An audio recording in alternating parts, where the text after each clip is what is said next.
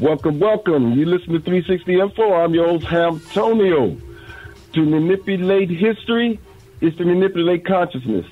And to manipulate consciousness is to manipulate possibilities. And to manipulate possibilities is to manipulate power. Welcome, welcome. Got a great show for you. Bringing it to our listeners. Just a reminder, if you got a chance, go to The Journey by Antonio, my YouTube channel. We got coming up a great workshop for you guys on Thursday, October 20th, 6 p.m. at the African Museum, all men's seminar workshop, hosted by our one and only Dr. James Brown and Brother William B. Chandler. So come on out to all men's workshop, young and old, learning how to control that internal energy that will bring forth vitality for well into your golden ages. In the remote studio, we got my good brother, Vince Robinson. And I'm silent like this because I'm hearing this echo in the back, and it's driving me crazy. Yeah, I know how that feels. It's so distracting that you named Wayne Chandler William Chandler. Oh, man, I'm listening to myself. That's funny. Yeah, my brother Wayne Chandler. Oh boy, it was a struggle, brother. Yeah, I know the feeling.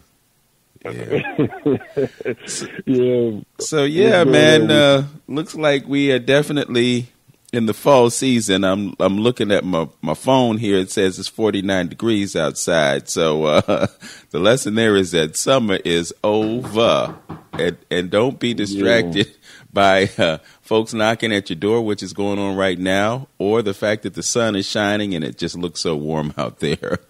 Welcome to another edition of 360 Info Network. I wish I had a bunch of stuff that I could tell you about, but right now, the only thing that I can think of is the fact that next Saturday we're going to be at Kings and Queens of Art down on 34th near Superior, between Superior and St. Clair at Gwen Garth's Place. And if you didn't know it, we're doing another edition of the Black Local Artists of Cleveland Kuumba Directory. So we have enlisted some of Cleveland's most prominent artists and some of those who are up and coming, and we're going to highlight them in a directory as we did a couple years ago. It's something that has been it's been sponsored by the Cleveland Foundation, and they were kind enough to give us some grant money to get this done. So we're going to be looking at doing kind of a photo party. And folks can come in and get their portraits done for the publication. I also wanted to thank folks who came by Larchmere Arts last weekend for a performance with Cecil Rucker. It was absolutely amazing. Cecil Rucker is a Cleveland treasure, and he played his heart out last night. So I guess we should bring in. You go talk. Yeah, I think my echoes was stopped, but I'm hearing a little something in the backdrop. I don't know, maybe they're speaking or not. Yeah, sure. I think I'm hearing Victoria Trotter in the background. You know, she's a busy person, and she agreed to do this interview because she wants to get the word out about what she's doing. So we're going to give her that opportunity. Her name is Victoria Trotter, and if you are a resident of Glenville, you know that there is an institution over on St. Clair Avenue, right across the street from Glenville High School. It was Trotters Cleaners. And within the past few years, that space has gone through a dramatic transformation. She's not dry cleaning clothes anymore. She's growing food. So we characterize her as an urban farmer. She's a community activist, and she's also a former co-host of 360 Info Network. She's no stranger to radio. She had a radio program over on 95.9 FM WOVU for a number of years, and now she's switched hats, and she's now a farmer. So let's welcome to 360 Info Network, Miss V, Victoria Trotter, urban farmer, community activist, entrepreneur, and all-around queen.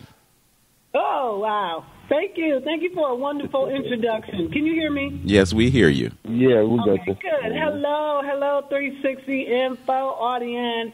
Vince and Antonio, thank you. It is a pleasure to be back on with you guys. It's one of my favorite times was on the radio on Hamp's show with you, and Hamp. So I feel like I came back home. Yes, yeah. It's just that you came back to a different home because we used to have a place to land, and now we're in 3 different places, you know. But hey. Hey. Yeah, but we work around it. It's still all good. Yeah, well, you know, that's what a Jupiter-Saturn conjunction will do. You know, we're talking about cosmic phenomena when we talk about that Jupiter-Saturn conjunction and the impact that it had on the world as it brought everything to a screeching halt, and we had to figure out different ways to do things. So now, thanks to the magic of the internet and thanks to the magic of radio and electronics, we can do our shows from wherever we are, and folks still get the message. So, Vicki, you have gone through quite a transformation, as I was indicating in the introduction. How does one go from dry cleaning to urban farming? Well, let me just say, totally by happenstance. I'm from the South, so everybody we knew had a garden or farm. And so some of my happiest time in my childhood was running around in my grandfather's garden, chasing the turkeys and the chickens and pulling peanuts. So it was always in my DNA. I'll say that. But I went to a conference. No, it really was a book signing for Will Allen and his Grow Power over with Kemar Durden over at Ridall. And Ridall, if you don't know where Ridall is, you need to know. It's one of the largest urban farms in the country, and it's a beautiful space for our community, right in our backyard. And I went to a book signing with Will Allen, and I was talking to Kemar, and they had these hoop houses, and he said, "You want one?" And I was like, "Yeah." Be careful what you raise your hand to, Vince. How well I know. Al. And Al said, "Oh, you want one? Yeah, I'll get you one." And this guy, it was so easy. That's when you know it's your lane. It just happened like it was so easy. He brought the paperwork. It was real simple paperwork. I filled it out. And the next thing I knew, I had a hoop house. And now I had to do something with it. I had a contract with the USDA to build a hoop house. And I put in 3 deferments because I kept putting it off because I'm running a business. I'm running a dry cleaning business, and business is all-consuming. If you're really into a business, it takes all of your time. So I was trying to carve out time to build this hoop house. I was doing community work, and I was running this business. And it all became too much, and I had to make a choice. I had to make a choice between what I loved and what I knew. I knew dry cleaning. I grew up in the dry cleaning business. And we were having a lot of success. We were doing all these movies. We did The Avengers. We did Captain America. We did Cleveland Abduction. We did So You Think You Can Dance. And every time these movies started coming in to Cleveland, they were calling me because they knew I understood what they needed and I could provide it. And it was really like they wanted my attention. They wanted to, when they say jump, they wanted me to say, well, how high and how far, because they were paying me to do that. So after 3 deferments, the USDA said, listen, either build this hoop house or we're going to take the money back. So I had to make a decision. And I chose what I loved. And let me tell you, it wasn't easy. It's not easy to follow your passion. But I knew I loved the community work. I knew I loved community outreach. I knew that we needed access to healthy food. I knew climate change was real. And so I said I can pursue this avenue or that avenue. So how did I get to that decision? Well, one morning I was in meditation. And I'm a true believer in that all the answers are inside of you. You know what you need to do. You know what your next move is. But how do you get to that? Well, you got to go into some kind of silence, some kind of meditation, and ask yourself the question. So I'm in this shop one morning, and I asked myself the question, because we're getting a community award, and I'm about to make a speech, and I'm being kind of cute with myself, and I'm here by myself now. This is a true story. I'm in this shop by myself early in the morning, and I'm in meditation. I'm like, well, what should I say when we get this award? Kind of tongue-in-cheek. And you know what happened, Vince? The answer came. The answer came. And it was like me and you having a conversation. It blew me away because I've laughed at people that told me this story. Like I heard the voice in the silence. But the voice in the silence said, get up there and say you're going to close the cleaners and run for office. And I was like, no. Why would I do that? I don't want to do that. In the meantime, I'm still trying to figure out what to do with this opportunity with USDA. And that voice told me to get up there. That was beginning of February.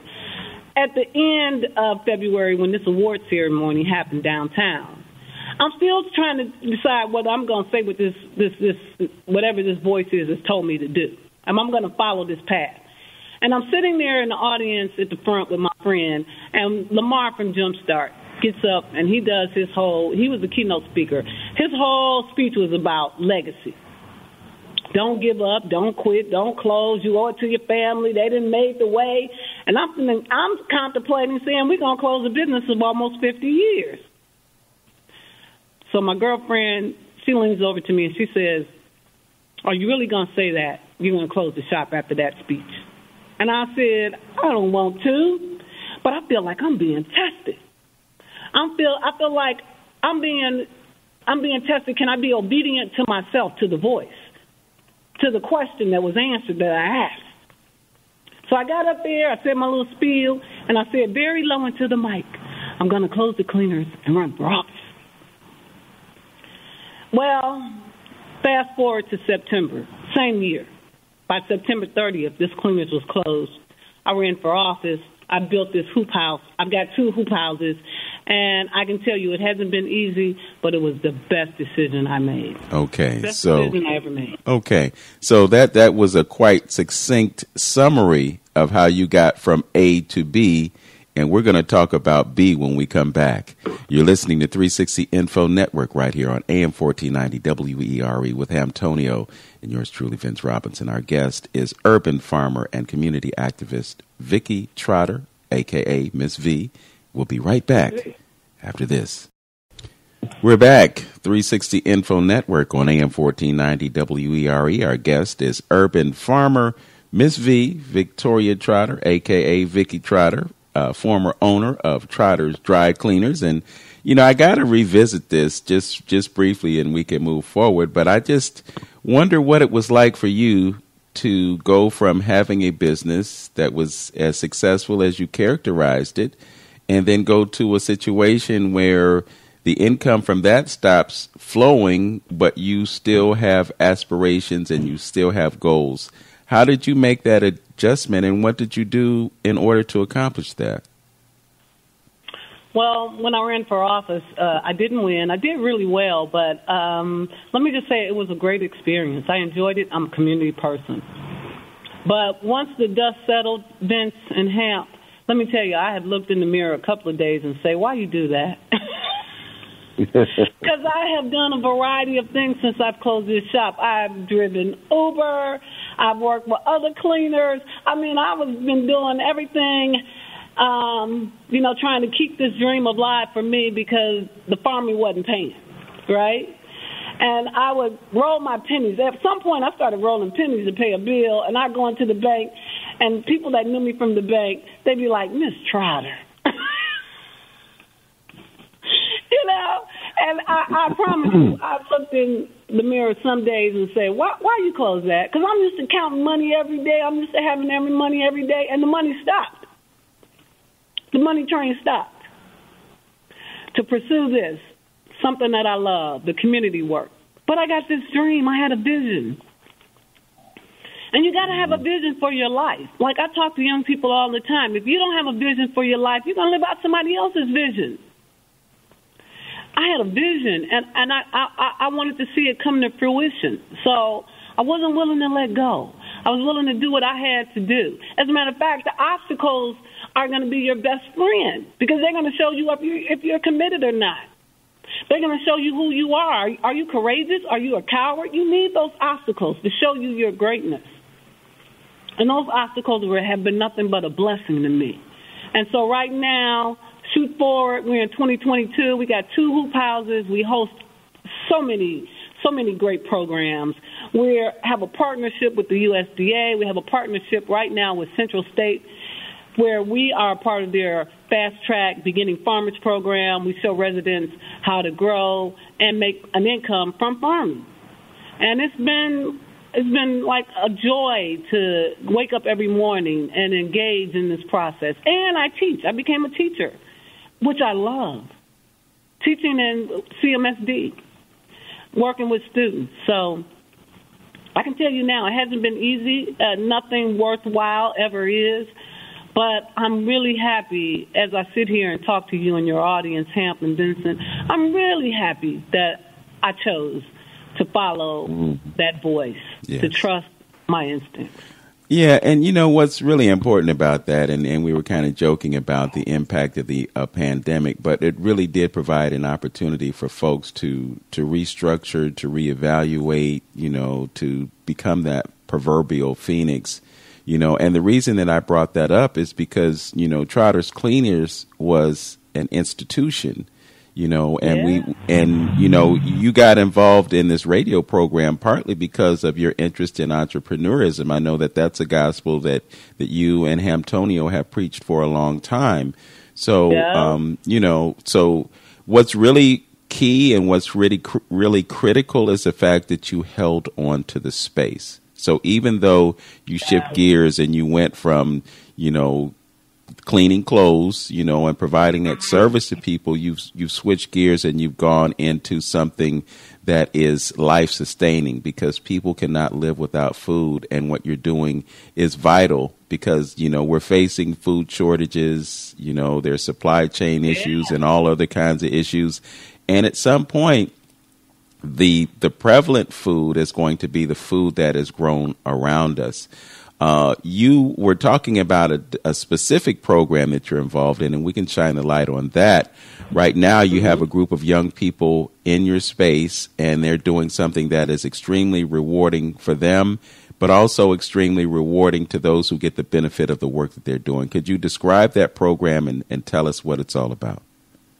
Yeah, that's the Fast Track Farming Program. It's a program that Dr. Des Gupta wrote for the Central State Agriculture Extension Program, and it's in conjunction with the USDA. But I just wanted to backtrack a minute to me and Hamp, because one of the things that I didn't mention is how I got into radio. So I love talk radio. I would listen to Hamp's show all the time. Me and Hamp went to school together. I think we went to junior high, Hamp. Yeah, And I used to listen to his show, 1490, all the time. And one day I saw Hamp. And here's the power of thought and words. And we have to emphasize this, that your words and your thoughts they do create your reality. And what you say and what you think, sooner or later, is going to show up in your reality. So I used to listen to his show, and I was like, I would love to be on Hamp's show. That's when Donna Dab was on with Hamp, Vince. And so one day I saw Hamp, and I said, Hamp, you know, I'd love to be on your show. So you can't play with the universe, because the universe don't play. I said, I'd love to be on your show, co-host if Donna can't make it one day.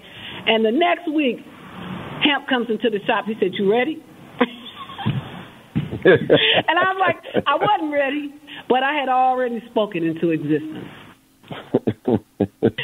Right? Well, you know, Donna, my story is similar to that, because it was around the same time that Hamp and Donna were hosting that show, and you and Hamp were hosting that show, and I don't know, things just kind of fell into place. So yeah, I can appreciate what you're saying, you know, but the thing is, what you put out there, you know, that vision becomes reality when you give it your energy. And that's exactly what you did. And I truly wanted to say, no, that's another time where I wanted to say, and I was scared, because he was like, you ready? While you talking. But I went on, and man, I had the best time with Hamp, and I've been like, radio called me. I always say radio chose me. I didn't choose radio. But I went on, and I got to work at our wonderful WOBU, our home station. I got to have my own show. I'm still doing radio. I do voiceovers. So I'm here to tell you that you really got to pay attention to your words and your thoughts. You really got to focus on what you want to see show up. You got to have a vision for your life. And so this program came up because I was willing to let go of some things that wasn't working for me anymore, or that I didn't need anymore. So Trotters has been an institution, and let me tell you something. I still get pushback from people for closing this shop. They're like, why you do that, Vicki? Like, really? But what I said back in 2005, we became a green cleaners in 2005, and that's when I realized what they were up to with this economy, what they were up to with this oil. We should have been off of oil. We should have been off fossil fuels. But these people have put profit over the planet. Mm-hmm. And they're destroying our planet. Well, they can't destroy the world, but they're destroying our way of living, all based on greed. And so once I started ringing the bell about climate change and how it's real, I got a lot of pushback from our community. They started saying, it ain't right, it ain't true, it ain't real, it ain't going to catch up with us. Black people don't care about the environment. And I said all of the above is untrue. And that climate change is real, and we need to start preparing. And one of the things we need to prepare with that could happen, that could possibly happen, and we really need to focus on is food. Mm-hmm. For one, we live in a food desert, unnecessarily so. Because I'm going to tell you right now, and I told this to the young people that are out there right now that at our site, we're sitting on fertile ground. All the gold is underneath our feet. All the wealth is right here with us. But we're too busy looking at somebody else's wealth, somebody else's gold, somebody else's fertile ground. And we need to grow our own food, because the day that the food trucks don't come in our neighborhood, the day that the grid goes down, the roads freeze over, and ain't no food in these food deserts, let me ask you, Vincent Ham, what we going to do? Mm-hmm. We going to knock on Vicky's door and say, hey, you got any of them cucumbers? You know, I saw them tomatoes growing. You know, I need to get some of them green beans. You know what I'm saying? Hello. So when we got the opportunity to partner with Central State, I jumped at it. They wrote us into part of their grant. They partly fund this program. It's been the best thing. I've been harvesting tomatoes and cucumbers and basil, and we got watermelon since August. It just keeps, every time you pick, more comes out. It's like an Easter egg hunt. I feel so blessed and privileged. I've been able to eat healthy. I've been able to make money. I've been able to share it with my family and my friends and my community. It is the gift. Farming is the gift that keeps paying. Yes. And Vicki, if you could, and excuse the interruption, but I just want to highlight the significance of what you said. You made some changes, and I know that you've been on a plant-based diet for some time, but you started in a position to grow your own food. And you talked about the difference in the taste and whatnot and the things that are available to you, but it's actually been able to give you a positive physical benefit. The vibration in a garden, in a I call it healing spaces now. You know why? I want to go back and tell you this story that happened about a few weeks back. We were out front, and the young man was filming our project to do a promo for IG, for Instagram. And he filmed it. We were out there taking pictures, and then we heard this. We heard this sound. It went pop, pop, and then we heard, and we was like, what's that? And then we heard a car as it backfired and ran down St. Clair past us. And on that day, a young man was murdered right across the street at Glenville High School. It was all on film, because I'm going to tell you something. Every time you leave out the door, somebody's watching you, filming you. So it's all on film. There's some nonsense going on. But that day was a tragic day. And the councilman was there, Kevin Conwell, and he asked me to speak to the young man's mother, and I did. And let me just say, we're so desensitized, or we think we are, that we didn't even run when we heard the gunfire. We didn't run till the car ran past us and backfired. So one young man had a pop gun, the other one had an AR-15, and he sprayed that young man. I wouldn't even go over there. I didn't want to put that in my consciousness. And I went home, and I thought I was okay, because I've seen violence in front of me in our community. I understand it. But when I came back to the site, the farm, the next day, I felt some kind of way, Vince, Hamp. I got depressed. I said, what am I doing here? I said, we could have been killed. We didn't even run. We could have got sprayed, too. What are we doing in our community? And then I went in the garden, and I watered the plants, and I asked the question, what am I doing here? And again, the answer came, and it says, you're here to be the light. You're here to make a difference. That's why you're here. This is why we're on this corner. And I felt better. And when I came out, I felt like, okay, I'm back at it. And that's why these spaces become so important. We need spaces like Green Movement Glenville. That's the name of our organization, greenmovementglenville.org, or Red All Green Partnership. Healing spaces, because we can't stop the nonsense that's going on around us, but how do we heal? How do we keep going? Well, these are the spaces we need. We need good food, and we need spaces that we can heal, and we can get together and talk about how we solve our own problems and move to the next level of our community and what we want to see happen. Okay, so you got the young folks there right now. Yes, we do. Right now. They're out there. What's happening? They're digging a fire pit. And this is a court-ordered community diversion program that we host on Saturday mornings. Young people that have had some problems with the law, they're doing community service. They're all under 18. And so they come here to do some physical labor. But I like to bring my friends and community activists, entrepreneurs to talk to them because we've got a captive audience and pour something good into them. Because they are our future, and I want them to know that we need to be growing our own food. Climate change is real. They need to be proactive. They need to challenge everything. I don't think there's anything on the table we shouldn't be challenging in terms of doctrine, philosophy, beliefs. I think we're in an age where everything should be challenged. Is it true? Is it right? Is it just? I agree. Mm-hmm. Yeah, and it's I guess in essence, it's an opportunity for a ministry of sorts, because we have school systems that are failing our children, and they're not going to church and learning history. They're going to church and learning what they teach you in church. So we got to have things like this to fill in those gaps, to provide opportunities for bringing information to children in a way that can edify them. I'm on your website, and I'm looking at these different workshops that you were proposing, a youth business education workshop, the GMG Creative Lab, the youth gardening, and the urban agriculture. You have these opportunities to have young people in a space where you can impart knowledge, wisdom, and understanding to them, but you also put them in a position to put their hands into the soil. And as you talked about earlier in terms of healing, there's something transformative that happens when you put your hands in the dirt. When you just take your shoes off and you plant your feet on the ground, there's something magical that happens. Can you talk about some of the transformations that you have witnessed as a result of carrying out these programs?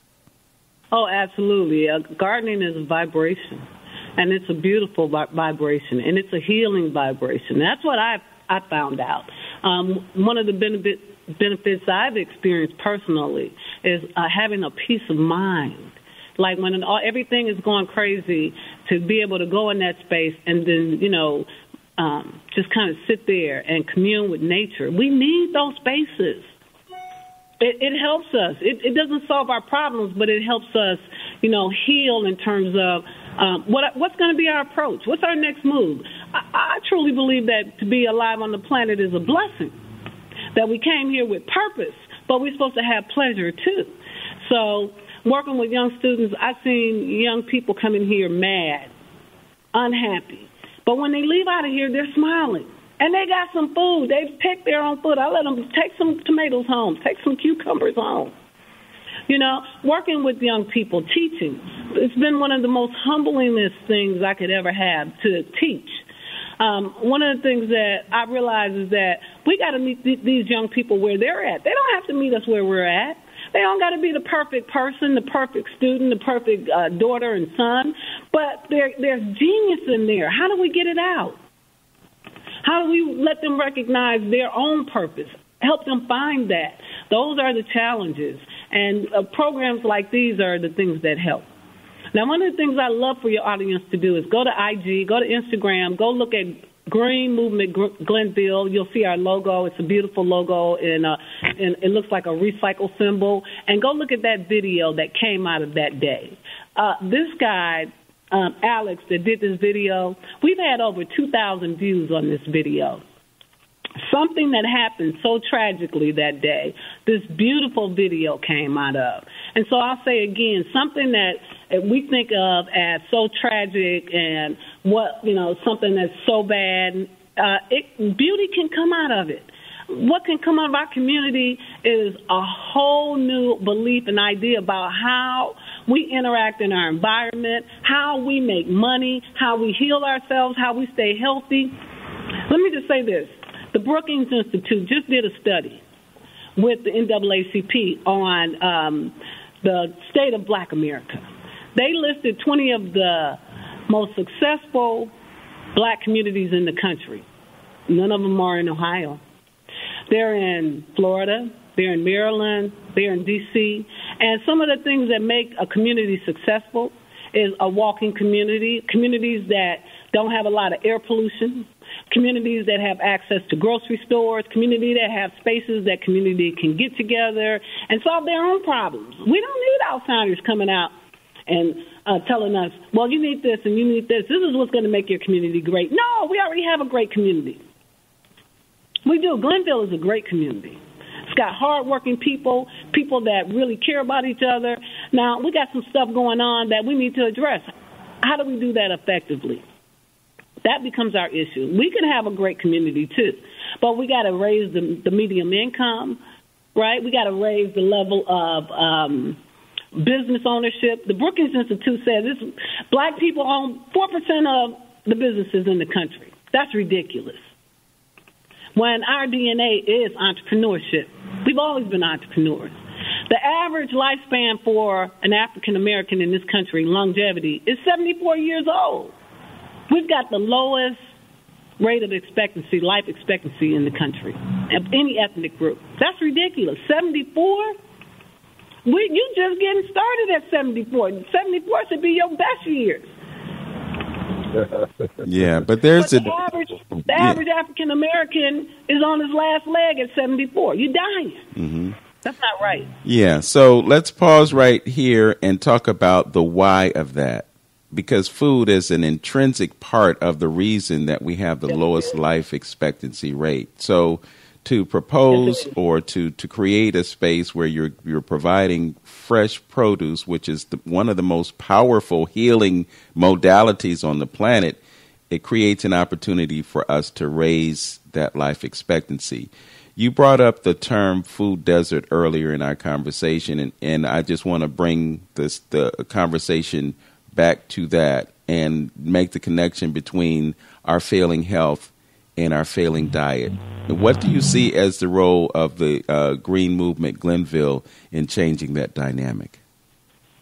I'm going to go back to how this seed of farming was planted. When I came from college and I came back to the community, I actually came back to the family business, which I had no intention of coming back to. Our family, we ran. Like, entrepreneurship ain't easy. But I came back because my mother got sick. Because entrepreneurship is a grind. You got to know when to pull the lever and say, I had enough. Some people don't know how to do that. They think the grind is all there is. The business never gets tired. You got to know when to say when.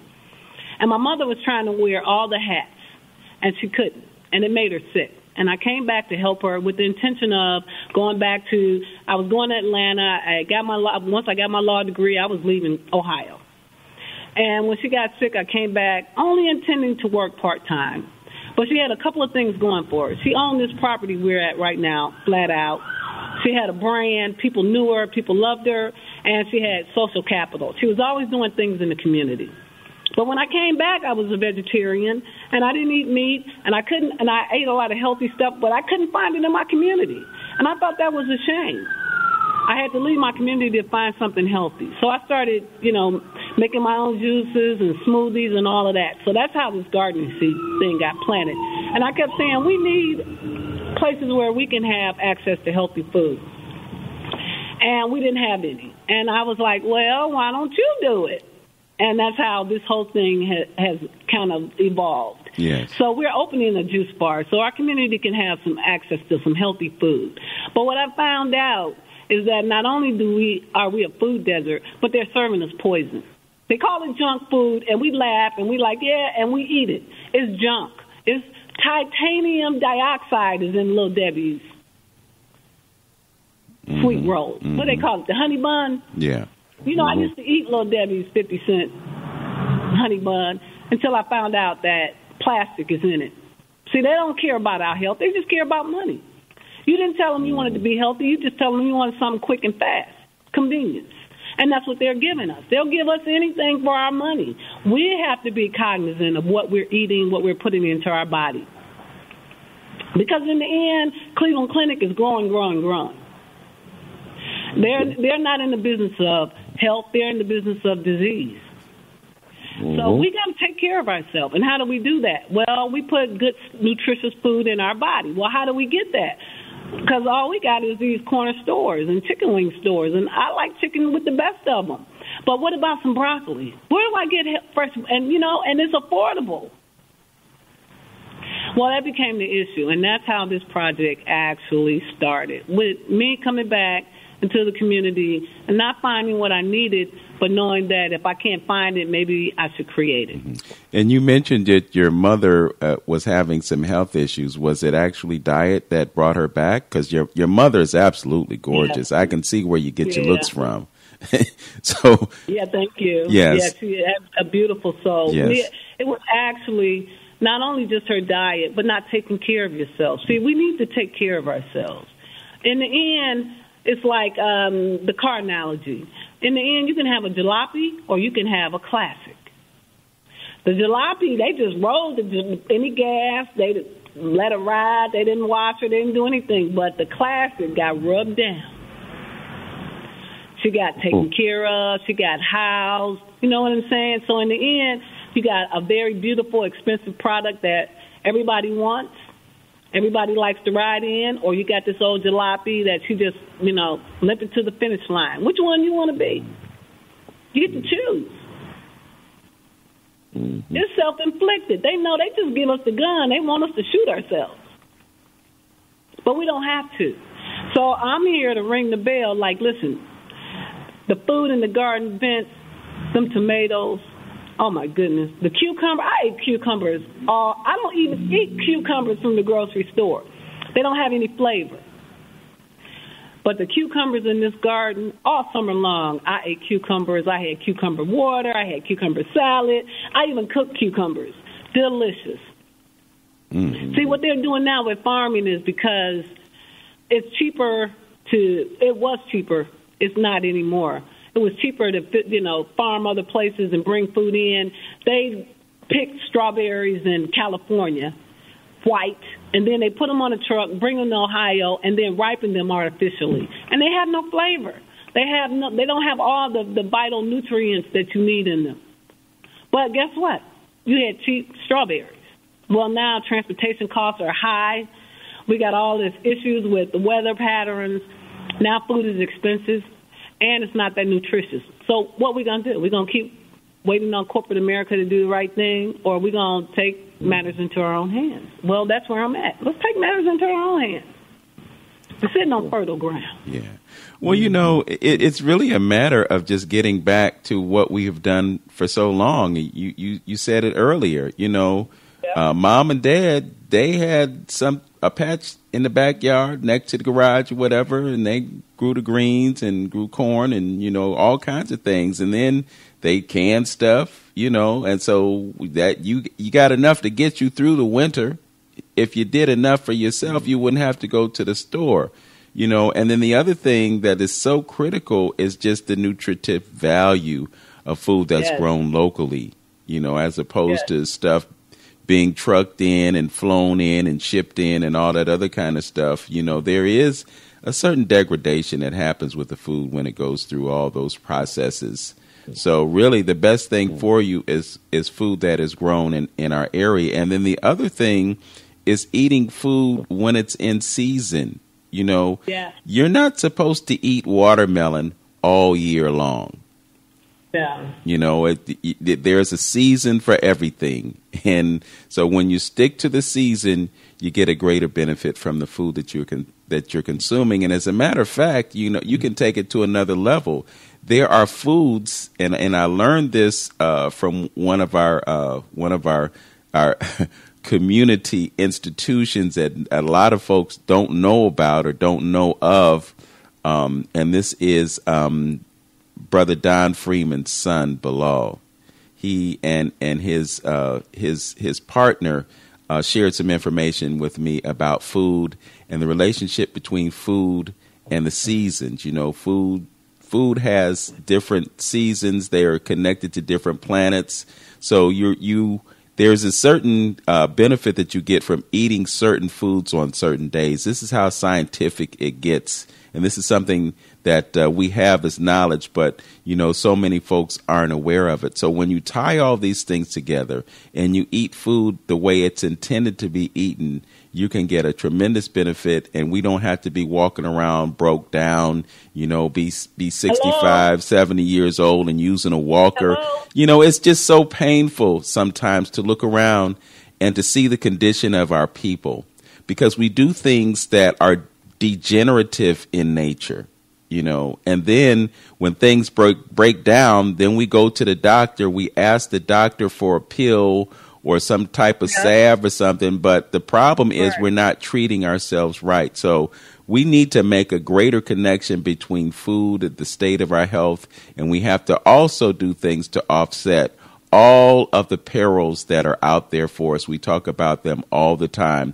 We're going to take a quick break, and we're going to come back with more conversation about urban farming and what you can do to learn how to grow food when we come back. This is 360 Info Network on AM 1490 WERE. Welcome back to 360 Info Network with your hosts, Sam Tonio and Vince Robinson. Our guest is urban farmer and community activist Victoria Trotter.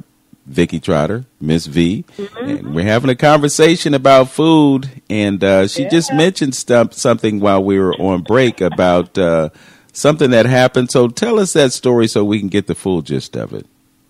Right. Well, I was just saying, Vince, and I want to be clear that this is not an altruistic program sponsored by the USDA. This Beginning Farmer program is a nationwide program. Now, Fast Track is specific to Central State, but it's all a part of this network, because what the USDA understands and a lot of our officials understand is that we're gonna be up against some real food shortages, and we're going to need to do something.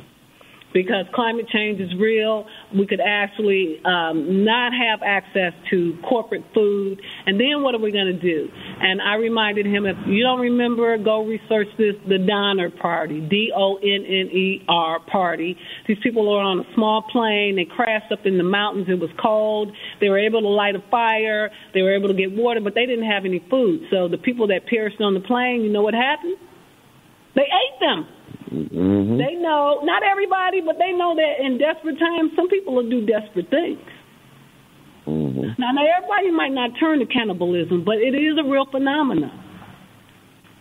So we really need to understand that this food shortage thing could really hit our community hard. As a matter of fact, if it goes, it follows the pattern, we will be hit the hardest, because we always get the brunt of everything. We should be preparing. We should not let this catch us by surprise. So the USDA is offering these programs, this Beginning Farmers Program, which is an excellent program that shows you not only how to grow food for your own family, but how to make money and how to share with your community. I think it's the best of both worlds. There's a psychological issue going on. There's a conscious issue, too, that we need to understand as well, because they get you. The system have you so dependent on them for everything, where you can't move and can't do anything. And you got like back, in the South, you used to know about different things that's growing all around you that you can eat to deal with famine, and things like that. So, the system just got us so dependent. And just like you said earlier about how many times you harvest your garden. You picked it and it grew right back, and you had some more. And in this, through the turn of the century, when it got you eating meat and took you off of being a vegetarian or eating vegetables and stuff like that, you got plenty. So they're using the cows and everything, eating up all the farmland. But that seed that the Creator gave you to regenerate and replenish your food is right there in front of you. Just like you got you starving for milk, and you got breast milk. You know what I'm saying? It's all a conscious thing, and how they got us so crazy and so dependent. And you're right. That's what I've been advocating. Hey, we got to get back to basics: canning, growing our own stuff, sewing our own clothes, and things of that nature. Change your value system, he loses his power. Yeah. Yeah. I'm gonna tell you something. You rang that bell, Hamp. For real, I go back to everything should be challenged. The fact that we'll bring a fossil fuel, a volatile, dangerous fossil fuel in our home to heat it makes no sense to me now. Not when we can have solar. Not when we can have geothermal. We greed. Gas you called it greed. It is a toxin. Greed. Why? Because like you that's said how before. they always did it. It makes no sense now, Vince. Yeah, well, one thing that I want to bring into this conversation, and I know that there are all kinds of rabbit holes to dive into, but it's just part of it is the movement towards green, which has its place, but part of it is also the fact that when you talk about food shortages, these things are engineered. They don't just happen by happenstance. So they will tell you, they're giving you a warning, they're letting you know that these things are happening and that they're going to happen.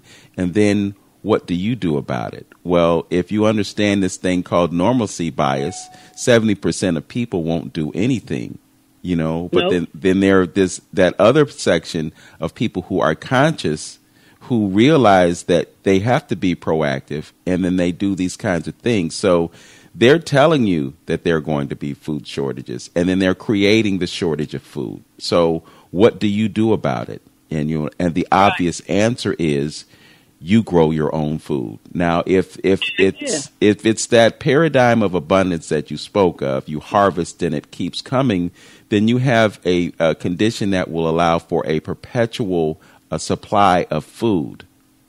Right. Otherwise, you just go into some of these stores in our community that are selling you something that has no nutritional value at all, and then you pay the price for it with disease, and then you get treated by the death care system, these hospitals in our communities. Let's call it what it is. They call it health care, but it's not health care, it's death care.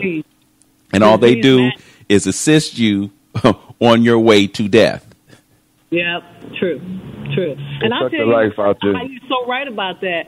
Back in 2009, 2010, I said I listened to talk radio all the time. They were always running these commercials about the pandemic is coming. Another pandemic. We had one in 1912. We had one and da-da-da. We're going to get another pandemic. And then guess what happened?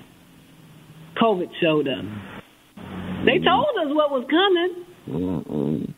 And they tell us, and some future pandemics is coming. Some future stuff is coming. So that's why we need to stay on our bandwagon on dealing with our immune system and eating fresh food and good vegetables is the key to that. We got to stay on it because they're signifying it and letting you know right now what's going on. And you can't get it from the Masano seed. Okay, that's not giving it. So we got to do our best to find some farmers like Vicky and around that is selling us fresh produce. And if you have to go out your way, some of us will go to a certain place and play a number and go out their way to get that number in. You're going to have to show some effort and put some skin in the game and going and researching natural farmers or organic farmers somewhere to make it happen, because this is your body and this is all you got.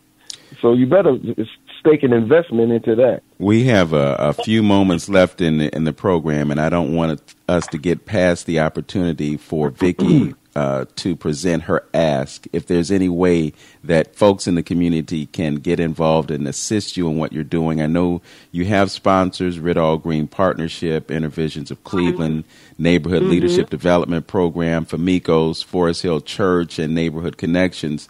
How can folks in Cleveland get in touch with you and help you do what you're doing there on St. Clair? Well, first, let me just say, come visit. Our farm hours are Mondays, Fridays, and Saturdays right now because it's getting cold, so we've shortened up our hours. But we always have open house. I'm always welcoming new visitors. So come visit, come volunteer. We're here from 10 to 4, Mondays, Fridays, and Saturdays.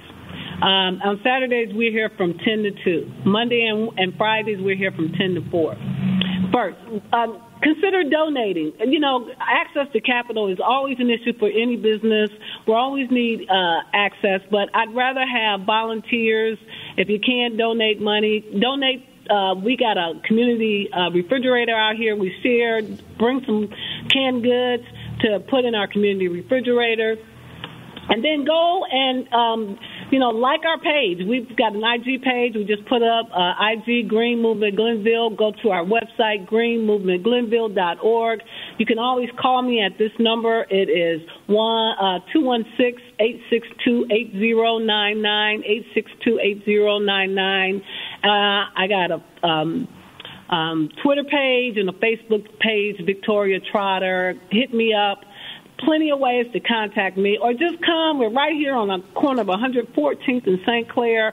We're the only thing that sits on this city block. Come visit. Come participate.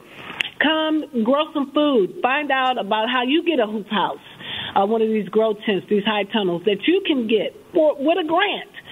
Come grow some food. Come be a part of community. All right. I thank you. Thank you, Hamp. Thank you, Vince. It's always a pleasure to be on this show. You guys, you are such an asset to our community. Always good information, always good people, activists, entrepreneurs on this show. So thank you for allowing me to participate. Well, and thank you for doing what you do. I mean, because it is so vital, and it's going to be increasingly vital as we look at the shortages that are predicted. And actually, these are shortages that are already in place. I mean, you can go to the stores and you see a lot of empty shelves, Yep.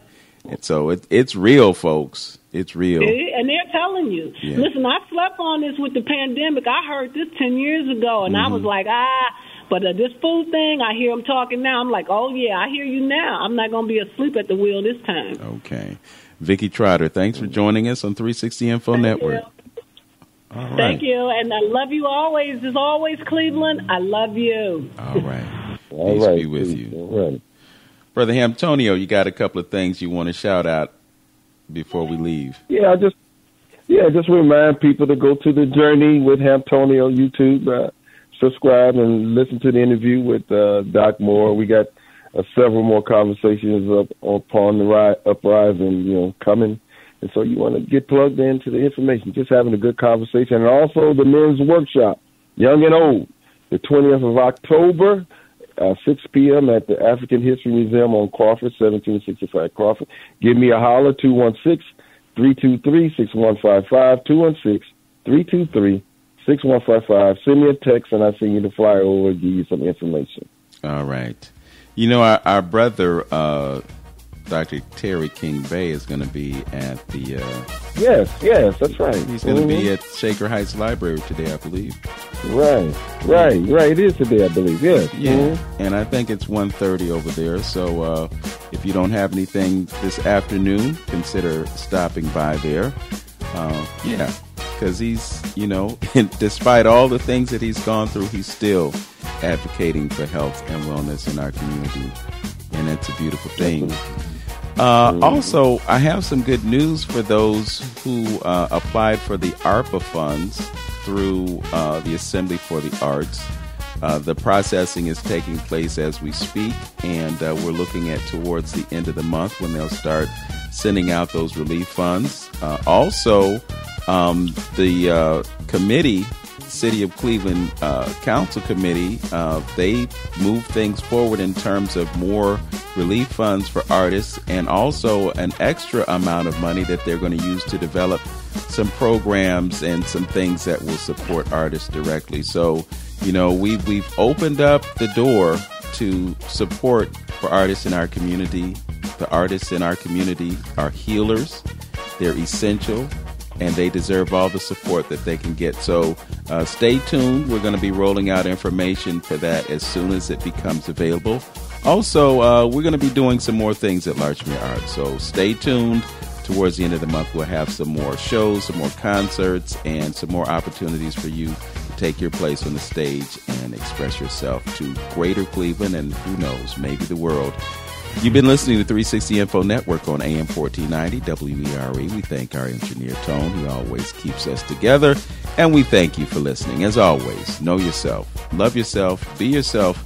Make today absolutely your best day, Cleveland, and the rest of the world. Peace. Peace.